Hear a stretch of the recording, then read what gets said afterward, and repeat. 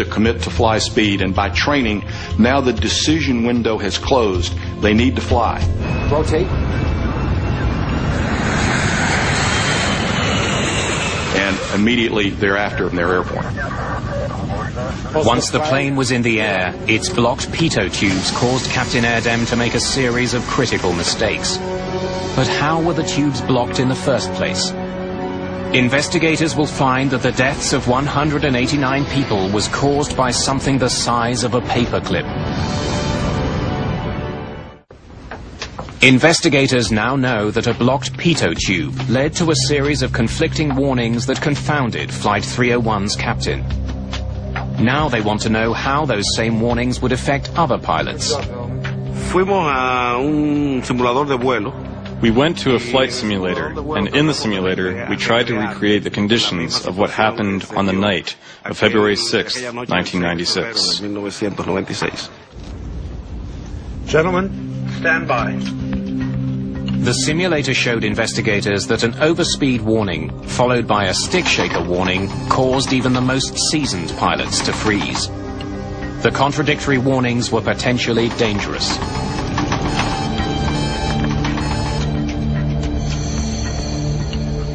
When the stick shaker activated, it was very unnerving. It's really overwhelming. That would tell me that Mach airspeed warning horn, combined with a stick shaker, was a tremendously mind-boggling experience to a line pilot. As a result, the FAA issues a directive that simulator training for all airline pilots must include a blocked pitot tube scenario. The flight crew within Bergen Air was faced with a large number of warnings that kept coming, and each warning added complexity to the environment. There's a lot of warning lights going off. This captain is in a condition that is deteriorating now very rapidly. So there is a dramatically increased demand on the captain to fly the airplane. The FAA asks Boeing to change some of those warnings. Those changes include the addition of a new warning, which tells both pilots that their instruments disagree, and the ability for pilots to more easily silence troublesome alarms. Finally, Boeing modifies its planes so that pilots can easily choose which pitot tube the autopilot is using for airspeed readings.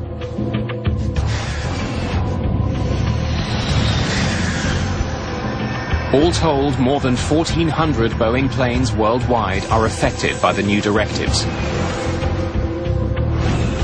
One final question remains. What had blocked the plane's pitot tubes?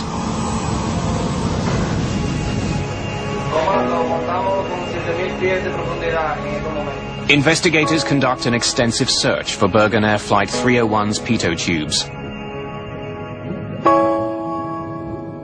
They are never found.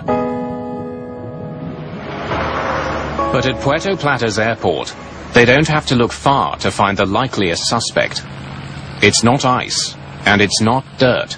We know that the area around Puerto Plata has a lot of bees and wasps and animals and birds and insects that like to build nests. One of the insects is well known to pilots flying out of the Dominican Republic. It's called the mud dauber wasp.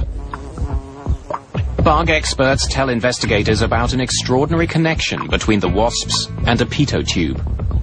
Cuando la avispa albañilera está buscando un área para construir su nido. When a mud dauber is looking for an area to build its nest, it's looking for a site, a place that's more or less tubular. Que tenga algo tubular cuando las avispas. When the mud daubers make their mud nest, the mud, when it dries, hardens and condenses. It gets hard. Mud dauber wasps are squatters that make their nests in available places, like crevices in homes, or even the pitot tubes of planes. La razón del que el avión estuviera tanto día parado. That the plane was stopped for so long, 25 days, was enough time for any species of the mud dauber to build its nest in the pitot tubes.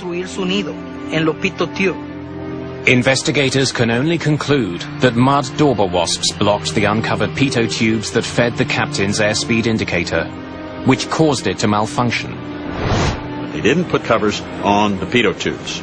So at some point in time, extended time, there was an opportunity to get something like a mud dauber in that pitot tube. Investigators have their answer. On February the 6th, 1996, a tiny insect led to a series of mistakes that brought down an airplane and changed the design of the world's most successful series of airliners.